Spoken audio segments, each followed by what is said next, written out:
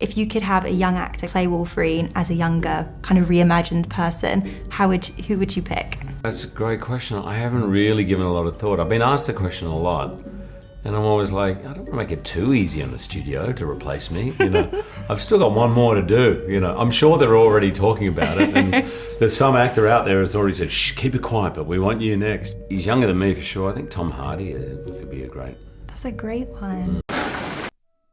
When Matthew Vaughn rebooted the X-Men franchise with X-Men First Class in 2011, he envisioned more than just a one-off film. Vaughn had mapped out a potential trilogy that would culminate in Days of Future Past as the final chapter.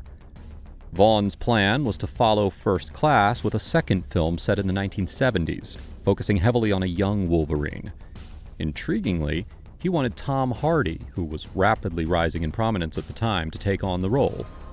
This film would have served as a bridge between the 1960s-era characters introduced in First Class and the time-traveling spectacle of Days of Future Past, which was to serve as the trilogy's third film.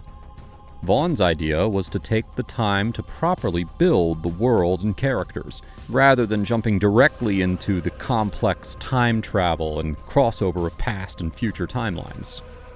You don't go into Days of Future Past straight away, Vaughn later explained. You do that as the finale. He felt that a more structured approach would make the emotional weight and narrative stakes of Days of Future Past hit even harder. However, the studio had different ideas. When 20th Century Fox read the screenplay for Days of Future Past, they wanted to fast-track production, releasing it as the immediate sequel and refusing to wait for a retro Wolverine movie. Vaughn recalls, "Fox read Days of Future Past and went, 'Oh, this is too good. We're doing this now.'" Vaughn then stepped away, and Bryan Singer, who Vaughn was told had first refusal on the project anyway, returned to direct the film instead. Vaughn told journalists, "I respect Bryan Singer hugely, and X-Men is Bryan's world, and I feel he let me play in his sandbox. I enjoyed it, but it wasn't my sandbox. I wanted my own sandbox. I didn't want to do Days of Future Past next. I felt that one should be in a trilogy. I would have done a film in between where you meet the young Wolverine and a new character, and then Days of Future Past." In 2015, Hugh Jackman had even gone on record as saying Hardy would have been perfect to continue his legacy.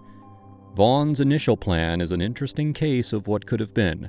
A grounded, character-driven 1970s X-Men film that might have been one of the most compelling entries in the franchise. Though Days of Future Past was ultimately a success, Vaughn's scrap middle chapter remains another compelling what-if.